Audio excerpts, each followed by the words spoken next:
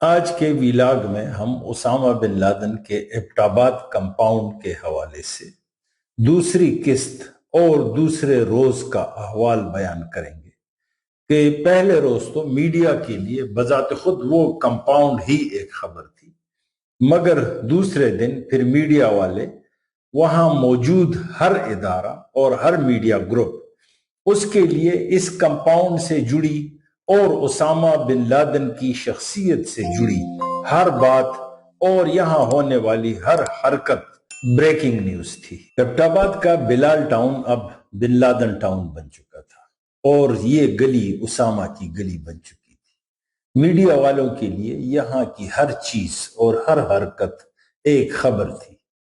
امریکی ہیلی کاپٹر کا ملبہ ڈھانک کر ایک ٹرک پر لاد کر لے جایا گیا، جبکہ کمپاؤنڈ کے سامنے کناتیں لگا کر مرکزی گیٹ کو چھپا لیا گیا تھا، کیونکہ یہاں اہم شخصیات کا آنا جانا تھا۔ اور جب یہ آنا جانا ختم ہوا تو شامیانے ہٹا کر میڈیا کو اندر جانے کی اجازت دی گئی۔ ہم سب دوڑتے ہوئے اندر گئے۔ ہمیں ہدایت تھی کہ اسامہ سے متعلق ہر چیز اور ہر حرکت بریکنگ نیوز ہے، اس لیے بلال ٹاؤن کی ہر چھوٹی بڑی سرگرمی نیوز الرٹ کے طور پر عالمی میڈیا میں شسرخی بن رہی تھی۔ اسامہ کے گھر کے سامنے زین بابا کے بیٹے شمریز کو سیکورٹی اہلکار پوچھ گچھ کے لیے لے جا رہے تھے اور اس وجہ سے بھی ان کے اہل خانہ دباؤ کا شکار تھے۔ اسامہ کے کمپاؤنڈ کے اندر قریباً وہی کچھ تھا جو زین بابا میڈیا کو بتا چکے تھے۔ سامنے کے صحن فرنٹ کورٹ یارڈ میں سبزیوں کے کاشت وغیرہ کے آثار نمایاں تھے۔ گائے اور مال مویشیوں کے لیے جگہ کے علاوہ پارکنگ شیڈ بھی اسی صحن میں بنایا گیا تھا۔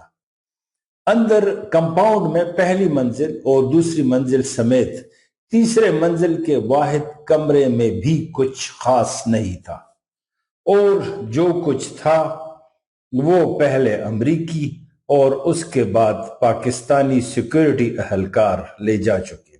بلڈنگ کی اندرونی ساخت اور کمروں کے حوالے سے یہ بات واضح تھی کہ یہاں ایک سے زیادہ خاندان مقیم تھے۔ استعمال شدہ کچن میں بھی یہاں رہائش پذیر افراد کے کھانے پینے کی معمول کی اشیاء تھی۔ اگر کچھ تھا تو جیسا میں نے بتایا وہ امریکی لے جا چکے تھے، اور بقیہ جو رہ گیا تھا وہ ہمارے خفیہ اہلکار اپنے ساتھ لے گئے تھے۔ چند ہی روز بعد اسامہ بن لادن کے وسیع وریز گھر کے ارد گرد تعمیراتی مشینری پہنچ چکی تھی، اور صبح سویرے اسامہ کے کمپاؤنڈ کی مسماری کا کام شروع کر دیا گیا تھا۔ عالمی میڈیا کے لیے یہ بھی ایک خبر تھی۔ میں اس وقت موقع پر موجود تھا، اور کمپاؤنڈ کی مسماری اور مسماری کی تکمیل دونوں ہمارے لیے بریکنگ نیوز تھی۔ بعد ازاں اس عمارت کا ملبہ تک ہٹا کر یہاں کی ہر نشانی کو مٹا دیا گیا۔ کیوں؟ اس کیوں کا جواب آج تک نہیں مل سکا۔ اسامہ بن لادن کے کمپاؤنڈ کی زمین ابھی تک خالی پڑی ہے۔ میں گزشتہ کئی سال سے اس جگہ کا وزٹ کر چکا ہوں۔ جب بھی آپ جاتے ہیں تو آپ کو یہاں بچے کرکٹ یا اور کوئی گیم کھیلتے ہوئے نظر آتے ہیں۔ اس آپریشن سے متعلق پہلا سوال یہی پیدا ہوتا ہے کہ کیا پاکستان کی اس وقت کی حکومت کو اس آپریشن کا علم تھا؟ وہ اس آپریشن سے باخبر تھی؟ اور اگر باخبر تھی تو اس کی اجازت کیوں دی گئی؟ اور اگر نہیں تھی تو امریکی اتنے اندر کیسے گھس آئے؟ اسامہ بن لادن کے اہل خانہ کو کئی روز تک اسلام آباد میں رکھا گیا تھا، اور بعد ازاں انہیں ایک عدالتی حکم کے بعد بیرون ملک منتقل کیا گیا، مگر اس سارے عمل کے دوران ان کو میڈیا سے دور رکھا گیا تھا۔ اسامہ کی لاش دنیا کو کیوں نہیں دکھائی گئی اور اسے سمندر میں کیوں پھینکا گیا؟ اس کا جواب اتنا مضحکہ خیز ہے کہ خود امریکی بھی اس پر یقین نہیں رکھتے۔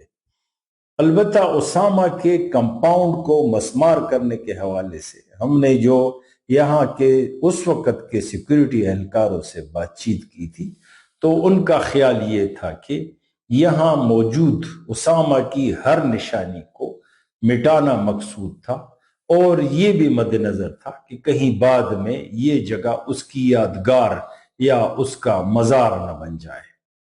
اسامہ بن لادن سعودی شہزادہ، جسے امریکہ نے اپنا دشمن نمبر 1 اور دنیا کا مطلوب ترین انسان قرار دیا تھا، اس انداز میں بغیر کسی مزاحمت کے مارا جائے گا، یہ بات کسی کو بھی سمجھ نہیں آئی۔ میرے ایک دوست نے اپنے ایک تبصرے میں لکھا کہ اسامہ کو یوں سٹنگ ڈک کی طرح مارا گیا، یہ ناقابل یقین ہے۔